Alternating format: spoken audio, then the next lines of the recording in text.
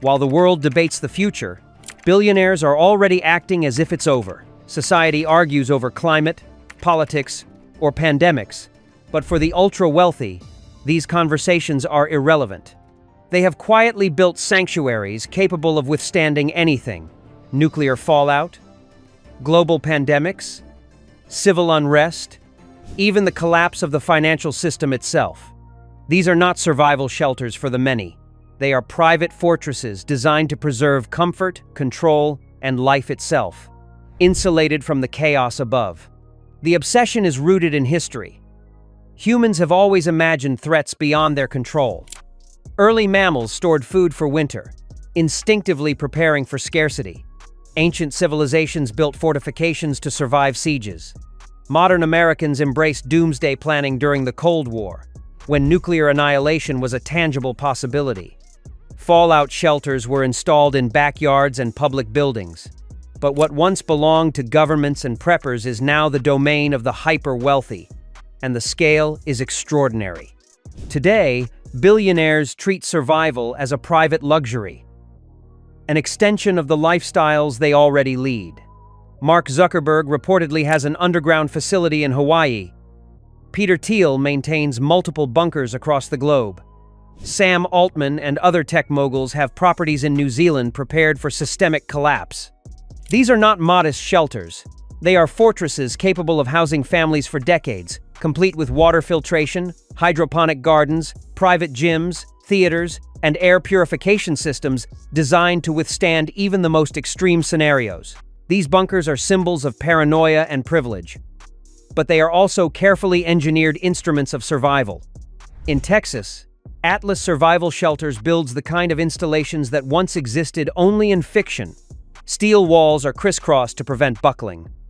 Waterproofing is applied with tar-based paint rated to last 150 years. And interiors are customized to mimic the comforts of modern life. Larger units, such as the Fat Boy, include sunken living rooms, entertainment systems, and recreation spaces, creating a world where life continues uninterrupted even while the surface above descends into chaos. Bunker sales surge in response to global events. When news broke of Iran's nuclear ambitions, the phone lines at Atlas flooded. COVID-19 prompted a wave of orders. Conflict in Ukraine and unrest in the Middle East triggered spikes in inquiries, each one revealing how billionaires measure risk differently from the public. For them, disasters are not hypothetical. They are opportunities to test the resilience of their personal sanctuaries. But this obsession is not just about survival. It is also about psychology. Billionaires have spent lives learning to anticipate, hedge, and mitigate risk. A multi-million-dollar bunker is simply another form of insurance, a hedge against scenarios in which even their financial empires could crumble. These individuals already live insulated lives, surrounded by staff, private jets, and security personnel. Living underground with controlled access and fully staffed operations is merely an extension of this insulated world. Public notoriety and wealth make them targets for kidnapping, blackmail, and revenge, giving further incentive to prepare, even if society itself is functioning normally. The scale of these projects is staggering. South Dakota's Vivos X Point is an underground community of 575 bunkers, capable of housing up to 5,000 people, with hydroponic gardens, theaters, and medical facilities. The Survival Condo, a converted missile silo in Kansas, extends 15 floors underground, combining city comforts with full disaster readiness. Koala Ranch, Mark Zuckerberg's Hawaii estate, includes a 5,000-square-foot underground shelter with self-sufficient food and water systems. Atlas F silo homes, Rising S bunkers, and private facilities across Europe offer reinforced concrete walls, NBC filtration systems, and off-grid living for multi-million-dollar investments. At the extreme, Oppidum provides ultra-luxury bunkers with art galleries, spas, and life support systems, where entry-level units start at $10 million and high-end residences exceed $100 million. The interiors are as lavish as they are secure. Some bunkers feature private gyms, indoor pools, and theaters. Others include hydroponic farms capable of producing fresh vegetables and fish for years. while still others are equipped with medical suites designed to handle emergencies without reliance on outside services. Even recreational details are considered. Shuffleboard courts, golf simulators, and sunken living rooms are common. For the billionaire, the bunker is not only a survival tool but a space where life can continue as normally as possible, insulated from the breakdown above. The psychology behind these investments is as revealing as the bunkers themselves. Ultra-wealthy individuals are conditioned to plan for every contingency. Risk management is a part of life, whether managing quarterly revenue, structuring trusts, or anticipating market downturns. For them, a multi-million-dollar bunker is a natural extension of this mindset, a means to hedge not only their wealth, but their very lives against unforeseeable threats. Yet the logic is paradoxical. The very wealth that allows these individuals to build fortified sanctuaries depends entirely on functioning systems. Supply chains, labor, communication networks, and infrastructure. Without these, survival becomes a fragile proposition.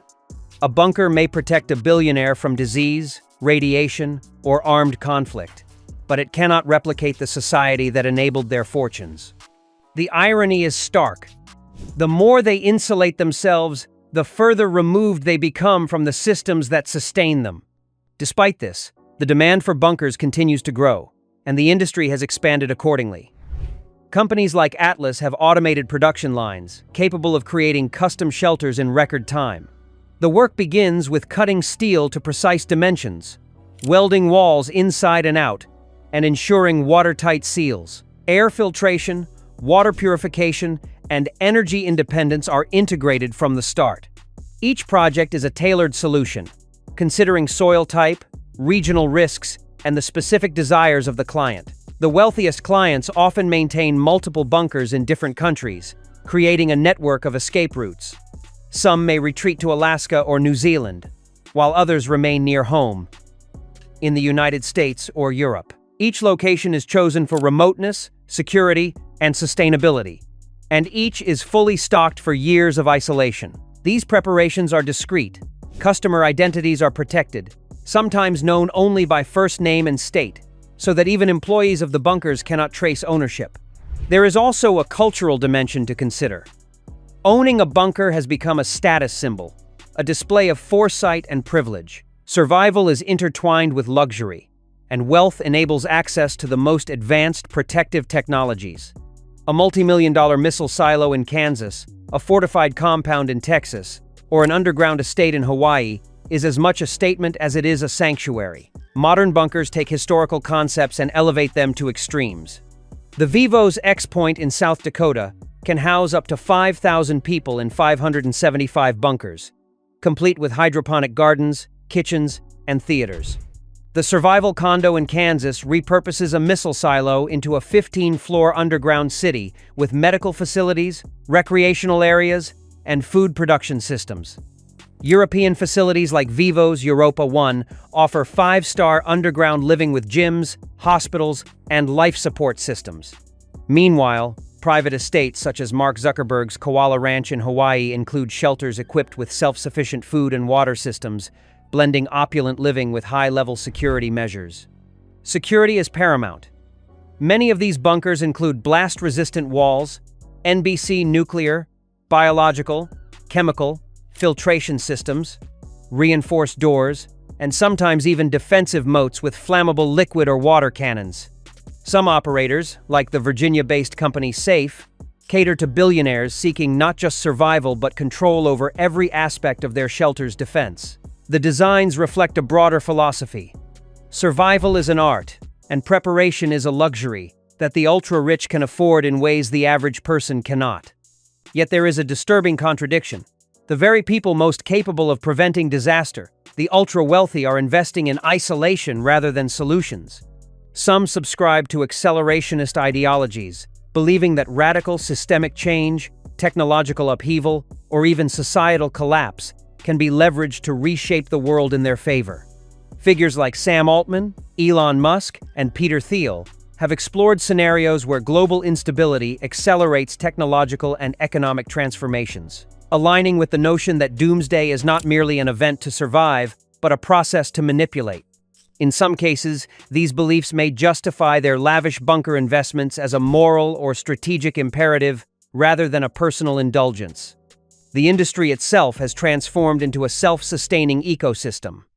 Architects, engineers, security consultants, and luxury designers all participate in a network that thrives on fear and exclusivity. Every geopolitical event, from wars in the Middle East to pandemics to nuclear proliferation, triggers spikes in sales. Atlas survival shelters, for instance, companies reported surges in demand during the COVID-19 pandemic, the Ukraine war, and news of Iran's advancing nuclear program. The market responds to anxiety, turning elite paranoia into an economic engine. Ultimately, these bunkers serve as a lens into the mindset of extreme wealth in a world of uncertainty. They are not just shelters. They are statements of power, control, and survival. The ultra-wealthy are preparing for the worst, not because it is inevitable, but because they can. They treat the apocalypse as a scenario to hedge against, an extension of the calculated risk management that created their fortunes. And while society debates climate policy, pandemics, or geopolitical risks, these individuals quietly ensure that they will emerge unscathed, leaving the rest of the world to face the consequences. From the Cheyenne Mountain Complex in Colorado to the Oppidum in Europe, ultra-luxury underground communities boasting spas, art galleries, and life support systems, the message is clear. The end of the world is a problem for the masses, but for the billionaires, it is a challenge to be elegantly avoided. In the end, these bunkers are both a reflection of human ingenuity and a mirror of societal inequality. A stark illustration of what it means when wealth, paranoia, and technology intersect in the shadow of potential catastrophe.